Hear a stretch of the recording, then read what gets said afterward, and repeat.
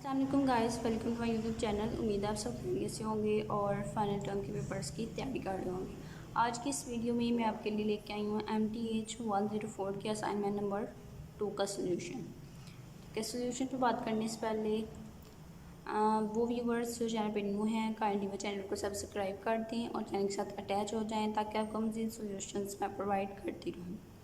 अब हम देख लेते हैं सोल्यूशन। ठीक है, तो सोल्यूशन जो है वो 100% करेक्ट है। एज़ इट इज़ आप इसको राइट कर सकते हैं और अपने LMS पे आज ही अपलोड कर सकते हैं। ठीक है, और सेकंड बात ये कि ये कंप्लीट सोल्यूशन है। ठीक है, और 100% करेक्ट है।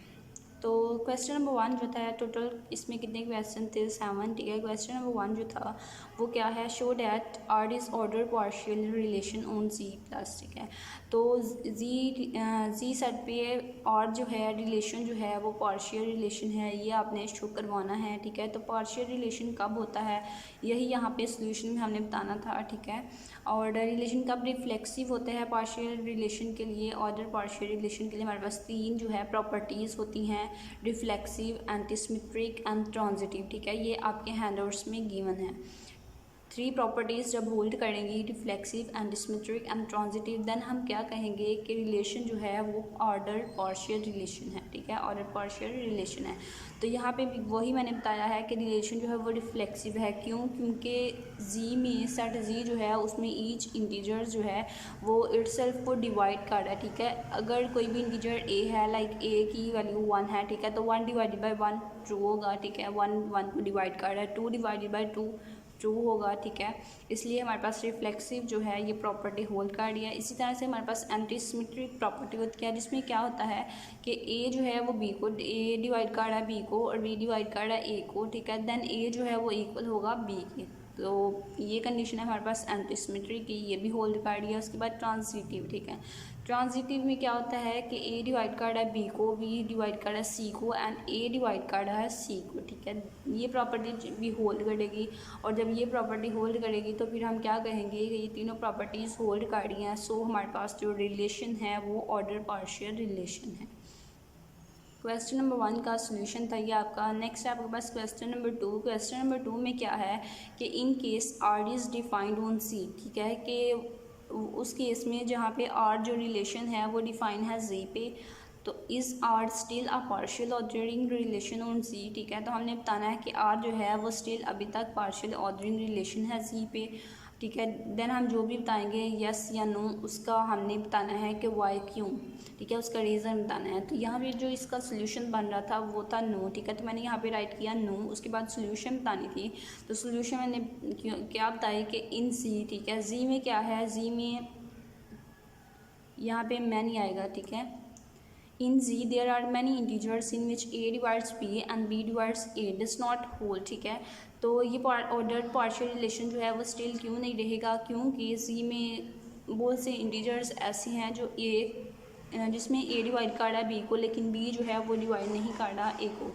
ठीक है, A divides B and B divides A does not hold. ये प्रॉपर्टी जो है ये होल्ड नहीं करती। इट्स मीन एंटीसिमेट्रिक प्रॉपर्टी जो है वो होल्ड नहीं करती। लाइक इसकी एग्जांपल मैंने क्या दी है, यहाँ पे मैंने एग्जांपल दी है। अगर कोई इंटीजर होता है 7 डिवाइडेड बाय -7। ठीक है, और ये हो गया ए और बी। ठीक है, फिर इसी तरह से बी और ए। ठीक है, तो अब ये देखें यहाँ से 7 नॉट इक्वल टू -7। ठीक है, ए यहाँ पे हमारे पास क्या है 7 और बी हमारे पास क्या है -7, तो ए जो है वो बी के इक्वल नहीं है।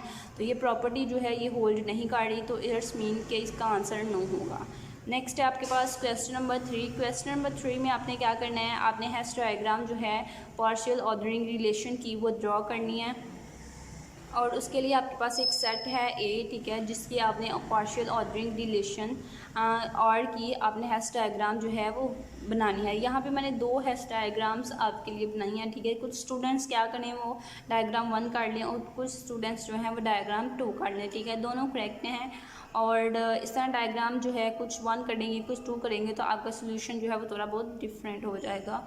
और फर्स्ट डायग्राम जो है वो मैं आपको दिखा देती हूँ। इस तरह से फर्स्ट डायग्राम बनेगी। ठीक है, हैश डायग्राम में हम क्या करते हैं कि हम उन एलिमेंट को लिंक करते हैं जो एक दूसरे को डिवाइड करें। लाइक अगर ठीक है हम जो स्मॉलेस्ट नंबर होता है उसको नीचे से स्टार्ट करते हैं। लाइक हमारे पास 1 यहाँ नीचे 1 से हम स्टार्ट करेंगे। 1 जो है वो डिवाइड कर रहा है किसको, 2 और 3 को, ठीक है। इसी तरह से 2 जो है वो डिवाइड करता है 4 को और 6 को भी डिवाइड करता है। इसी तरह 3 जो है वो भी 6 को डिवाइड करता है, इसलिए हमने 2 को जो है वो तीनों से लिंक कर दिया है। उसके बाद क्या होता है, 4 जो है वो 8 को भी डिवाइड करता है, 4 जो है वो 12 को भी डिवाइड करता है एंड ठीक है। और जो 6 है, 6 जो है वो भी डिवाइड करता है किसको, 12 को। तो इसलिए हमने इन तीनों को 4 से इन दोनों को 4 से लिंक कर दिया और 6 को 12 से। इस तरह से आपकी ये हैश डायग्राम जो है वो मैंने बनाई है। उसके बाद आपके पास सेकंड डायग्राम जो है वो इस तरह से मैंने बनाई है, ठीक है। ये भी 100% करेक्ट है, इसको भी आप बना सकते हैं। कुछ स्टूडेंट डायग्राम 1 कर लें और कुछ स्टूडेंट्स डायग्राम 2 कर लें। नेक्स्ट है हमारे पास नेक्स्ट क्वेश्चन, ठीक है। फोर्थ क्वेश्चन में हमारे पास क्या था, डिसाइड करना था whether R is totally ordering relation on Z+1, ठीक है। तो हमने बताना था कि आर जो है वो टोटली ऑर्डरिंग रिलेशन है Z+P, ठीक है। और उसका यस या नो में जो भी आंसर बनता है वो हमने बताना है। उसके बाद हमने इसकी रीज़न बतानी है कि क्यों, ठीक है। तो इसका आंसर क्या है, नो। क्या आर जो है वो टोटली ऑर्डरिंग रिलेशन जी पे नहीं है, तो यहाँ पे हम लिखेंगे नो। तो उसकी रीज़न मैंने क्या बताई है, बिकॉज 2/3 आर नॉट कंपेरेबल, ठीक है। 2 जो है वो 2/3 जो है वो कंपेरेबल नहीं है, यानी कि एक दूसरे को डिवाइड नहीं करता। 3 जो है वो 2 को डिवाइड नहीं करता, इसलिए हमारा आंसर नो था। नेक्स्ट है हमारे पास in case R is defined on B, ठीक है। बी सेट जो है वो आपको गिवन है, is R totally ordering relation. तो आपके पास एक बी सेट जो है वो गिवन है और आपने बताना है कि आर जो है रिलेशन जो है वो ऑर्डरिंग रिलेशन है ऑन सेट बी। तो इस जो भी आंसर आप देंगे उसकी आपने रीज़न बतानी है कि क्यों आपने ये आंसर जो है वो दिया है।